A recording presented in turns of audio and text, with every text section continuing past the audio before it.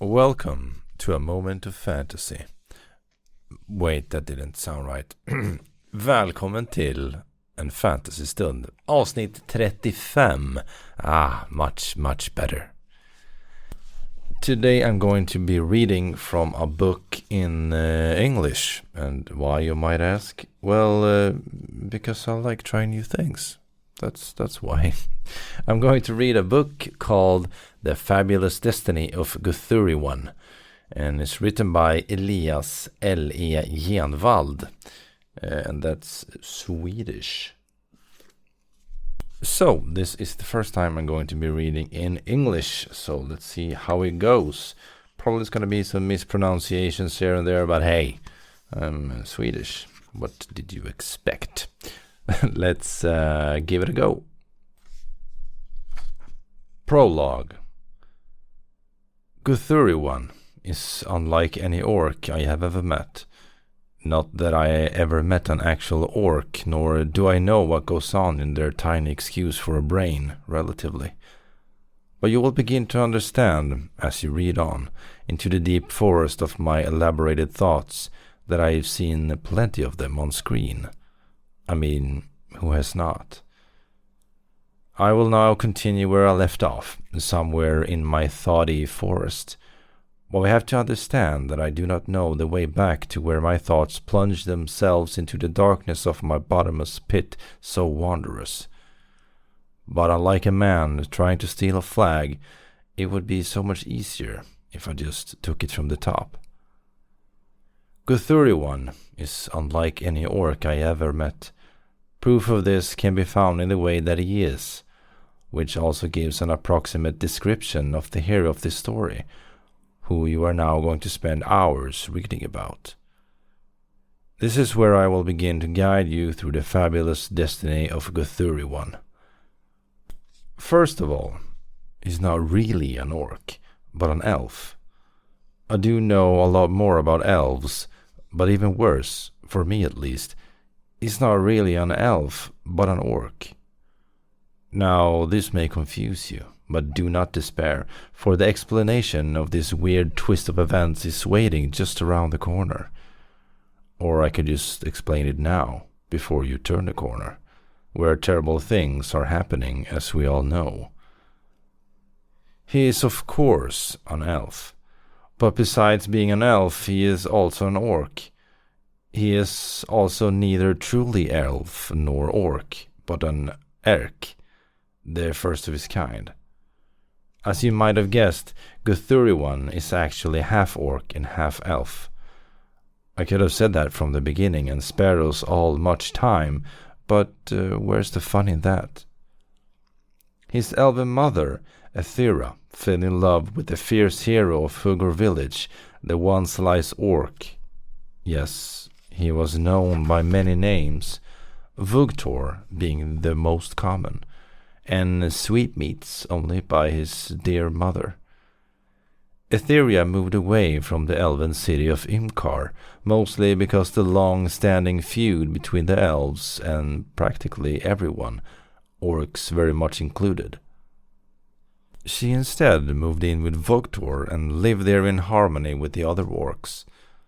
After a couple of years, Etheria became pregnant.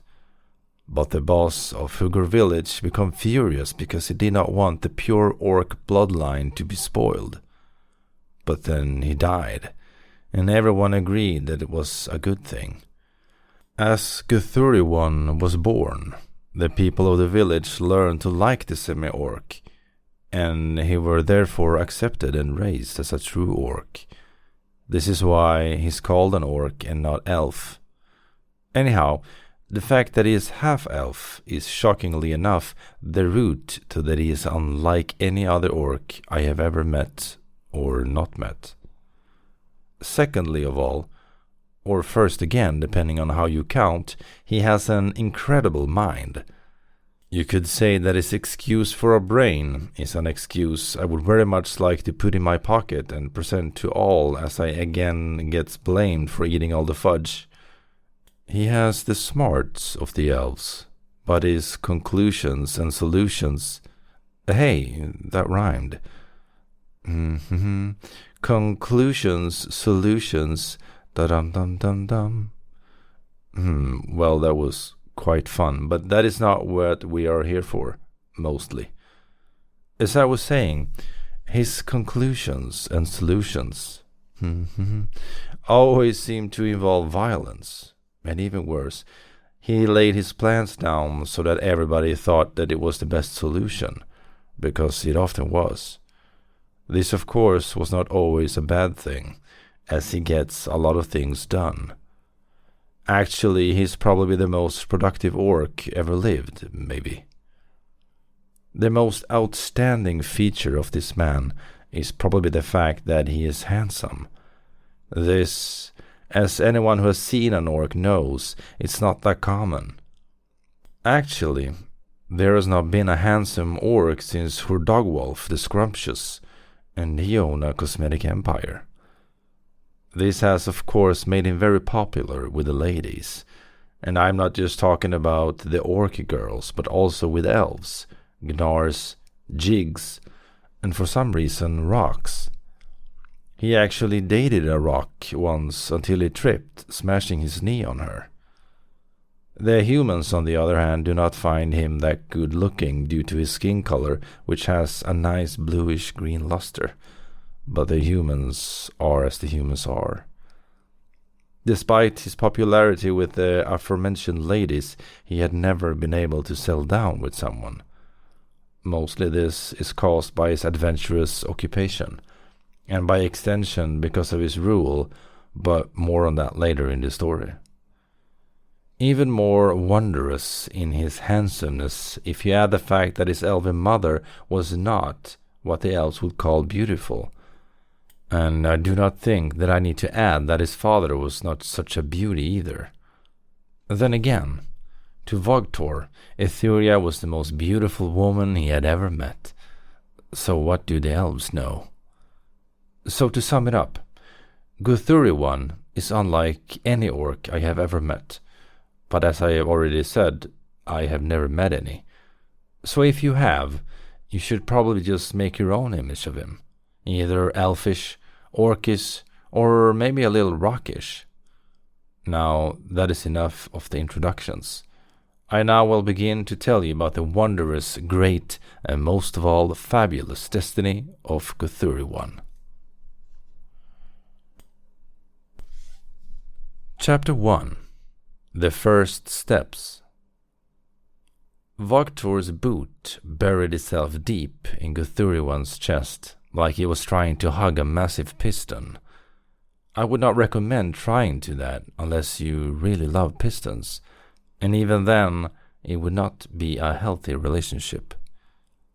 He found himself on the ground in time he hardly realized had passed. His father was pacing a few feet away, waiting for him to get up. His chest ached.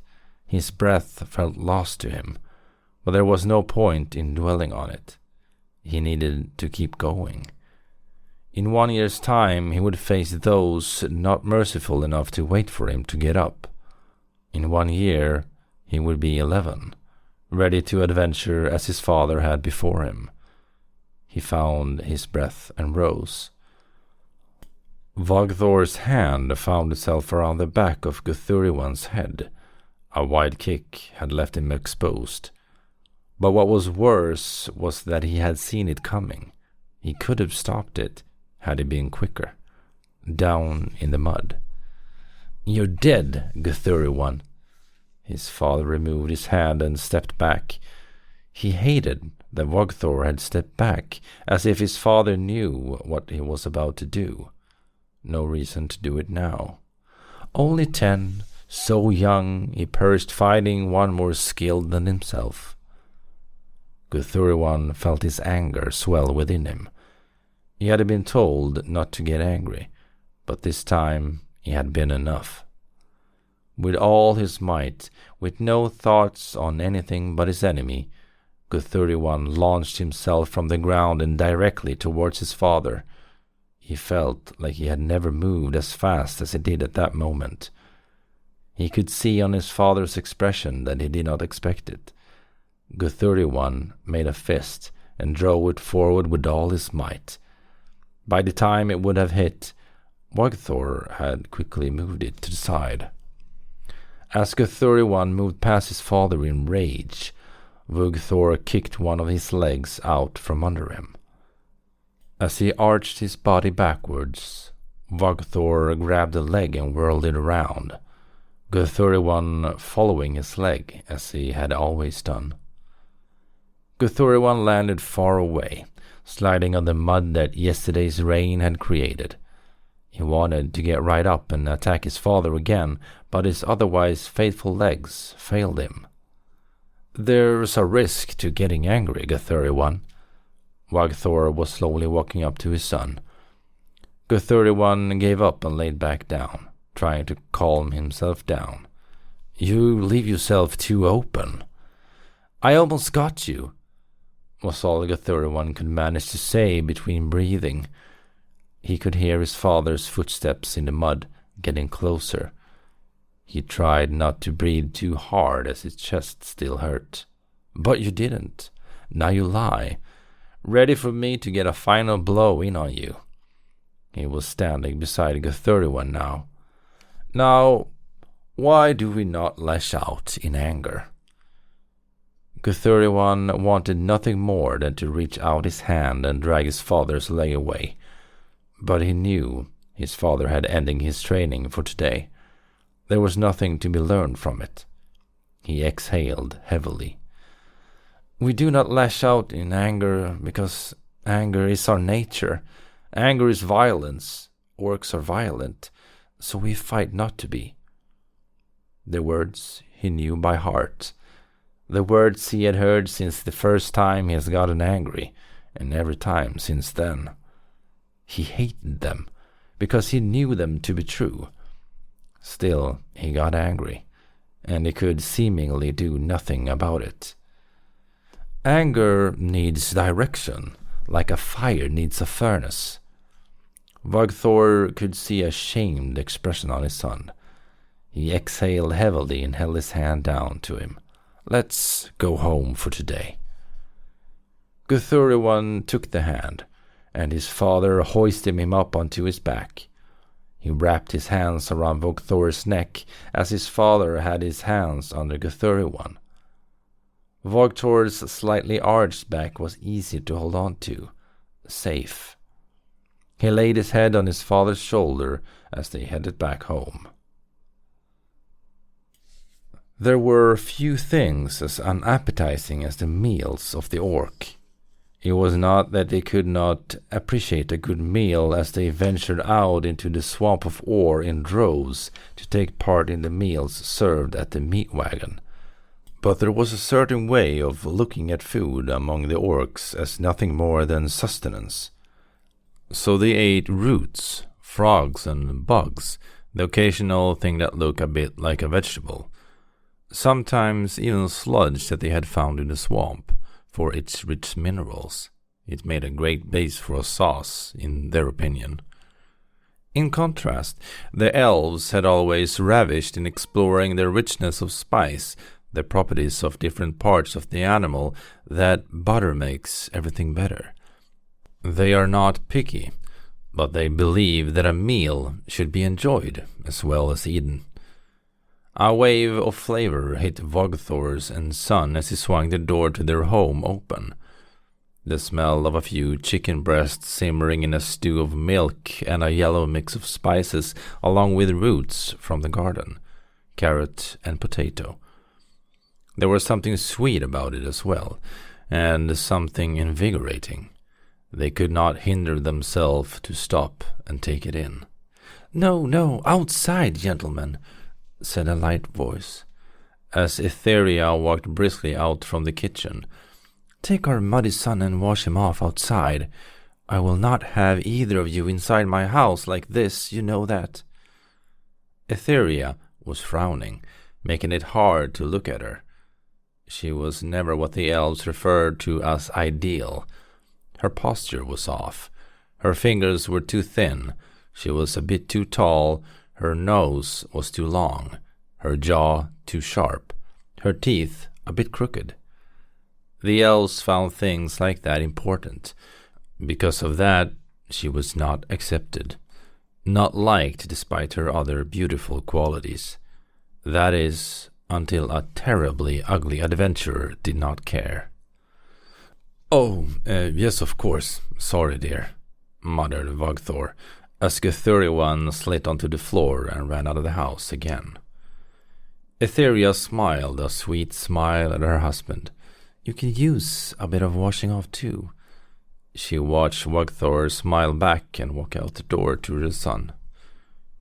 A short distance from the house was a small gathering of water. It came from the mountains behind them and fell down into a bowl. From there it continued down towards the swamp. Guthuriwan slowly made his way there and got into the cold mountain water. His body still ached from the training. His anger has been replaced with disappointment. He felt he could not do this. He was not sure he ever would be able to. He scrubbed his head, feeling the scruff of what's left of his hair. His father had shaved it off when this training began, and now starts every 5 days by shaving it off again. He missed his hair, and knew that the first thing he was going to do when he left the village in barely a year's time was to save it out again. His father slid into the water as well, dipping his uneven face and scrubbing it. Sometimes Guthuriwan found it weird that his father looked this different to him. They seemed to share no features except the green color of their skin. Even there, Guthuriwan was lighter than his father. He had once asked him if he would look like him when he got older, but Vogthor had only laughed and told him that he hoped not. As Vogthor took off his shirt, Guthuriwan could see all the scars his father had collected throughout his adventuring days. The most eye-catching of them a burn wound that covered most of his shoulder. The story is one Guthuriwan had heard many times before, about when his father had fought massive lodges deep within the dwarven ruins overseas in the continent of Badlon. One had caught him off guard and managed to spit hot lava over him. Vogthor had survived by throwing his armor off as quickly as he could, as his friends made quick work of the beast. Still, the burn had nearly made him pass out, but he gritted his teeth, and they had continued to find whatever it was that they were going to find. That part varied every time Guthuriwan heard him tell it. From dwarven treasure to a missing child.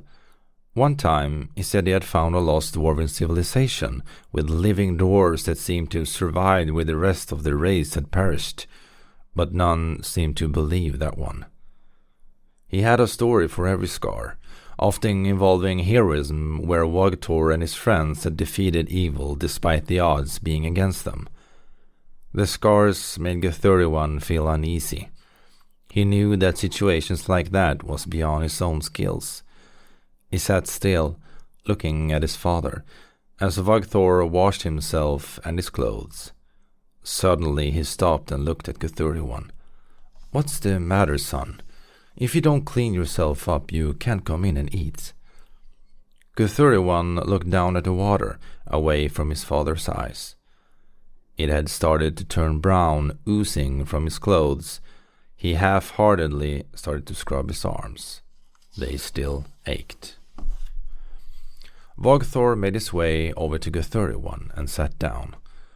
Guthuriwan could only see his head sticking out of the murky water, his tusks sticking out of his lower jaw.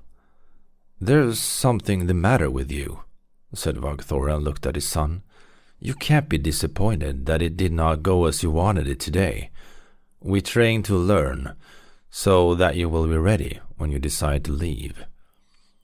"What if I can't do it? I don't feel like I've gotten better since we started. I've never even hit you. What if I never get better?"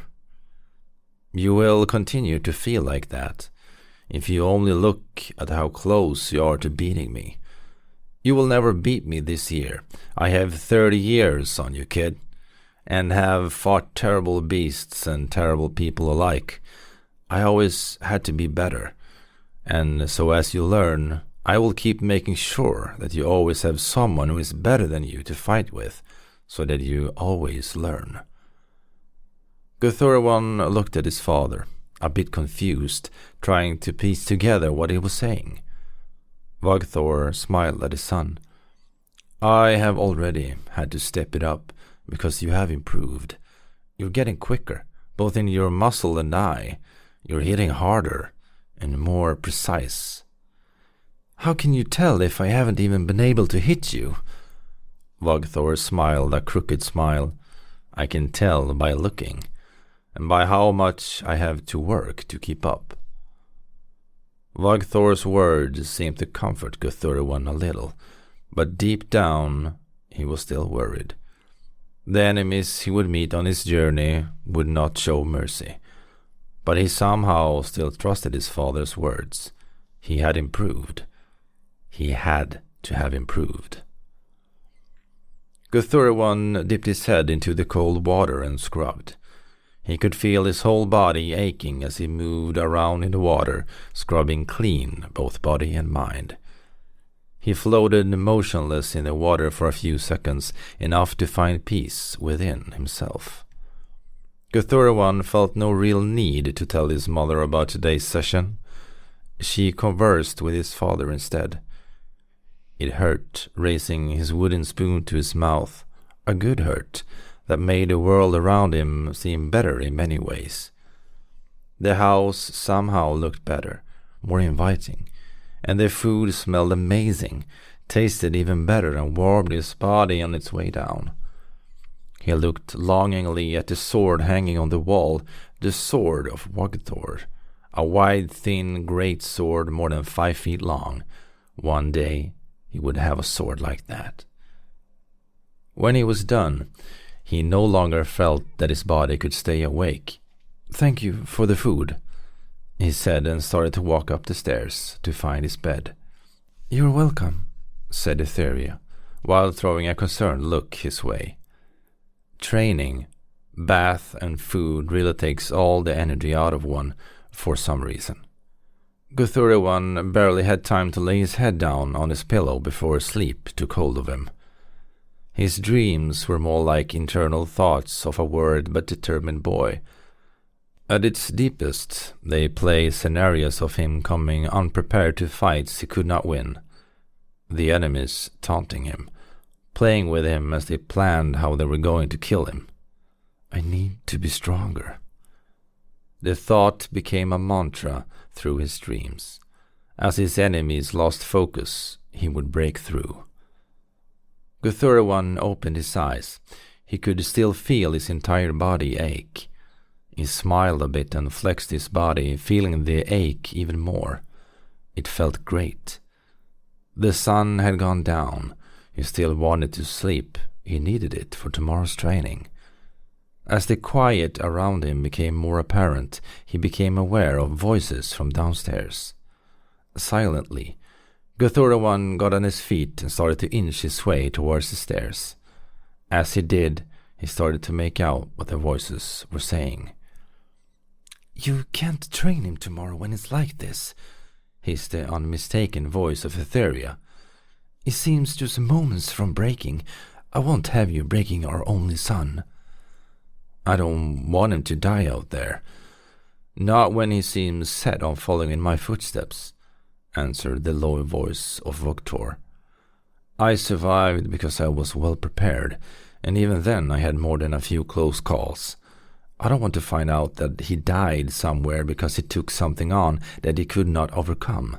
I mean, you know how he is." Guthuriwan crouched down on the stairs, getting a better glimpse of their arguing parents. "I get it. I don't want him to die out there either, but there has to be a better way to prepare him than to kick him around until he can barely stand." Etheria was not taking her eyes off her husband for 1 second. "The only thing he'll gain from this is resentment for you." "I'm fine with that, if that means that he will survive." "Well, I'm not," exclaimed Etheria, louder than she had intended. As she did, Guthuriwan felt himself shift, and the wood under him creak. Both of his parents turned their eyes over at where their son was sitting. Etheria composed herself, shooting a look at Vagthor before walking over to the stairs and starting to walk up them. Guthuriwan stood up and met the kind eyes of his mother. "You still look tired, dear. You should sleep just a little while more," she said while driving Guthuriwan upwards to his room again. Guthuriwan said nothing as he slowly made his way to his room. He wanted to say something, but it was like a stone had been wrapped around the words in his throat. As they approached his bed, he finally turned around and spoke to his mother. "I want to train more. I need to train more." His tired eyes were struggling to keep themselves locked on his mother. Etheria sat down on the straw-filled mattress. "Are you sure?" Guthuriwan was still standing up. "I need to be stronger." "I won't keep you from training, and your father and I will make sure that you are ready for what awaits you out there when you leave." She grabbed Guthuriwan's hand and suggested he sit down. He did, feeling his body ache again. "Dear, we will protect you in any way we can. Your mother is just a little worried that you will end up hurting yourself." "I won't." Guthuriwan was trying to be confident, but his body was seemingly failing him. He just wanted to lie down again. Etheria smiled and laid her son down, covering him with the bearskin. "Sleep tight, my little warrior. You have training in the morning." And so he did. Guthuriwan woke up to the sound of birds outside his window. He lay awake, his eyes closed, listening to their song, knowing full well that his father soon would wake him up for this day's training. As he enjoyed the few moments of peace, he felt something, a presence. He opened his eyes to find his father's face only inches away from his own. Guthuriwan let out a shriek like that of a cook finding rats in the mice pie. "Good morning, son. Time for your training." The scarred face of Vagthor smiled slightly and straightened his back again. Guthuriwan calmed down. He could feel his body still aching, but got to his feet anyway, clothing himself in his pelts, hoping that he'd be able to get a hit in on the source of this rude awakening today. "You won't need that today," exclaimed Vagthor as Guthuriwan reached for his training sword. Guthuriwan stared at his father. "Why?" "Last night revealed some things about your training that I had not thought about when I started training you. Therefore, your schedule has changed." "But I need to get stronger," muttered Guthuriwan, stretching his body out and returning blood to his muscles as a yawn escaped his mouth. "True, but not just when it comes to the way you are fighting. Yesterday's excursion onto the stairs made me realize," his father paused for effect, the dramatic, self-important person he was, and smiled, "that your sneaking skills are terrible." Guthuriwan gave him a slightly annoyed look. "So, you will train as we have for the last month, every other day. The rest of the days will be spent learning other skills that you will need to survive and help people as an adventurer. Sneaking, scouting, even diplomacy, which your mother knows more about than me, so she'll help with that." Guthuriwan did not like it. He would not be able to survive by talking to a monster. Monsters were to be slain, nothing else. And I think this is a fitting place to stop today's episode, about halfway in the first chapter. So this was really fun. What did you think? Do you want me to keep reading from this book? More stuff in English? Please let me know your thoughts. Thank you so much for listening, and thank you so much to the author, Elias L.E. Genvald. If you want to check him out at Instagram, he is author Legenvald. The handle is also written in the description of this episode. So that was all that I had for today. Thank you for listening. Bye bye.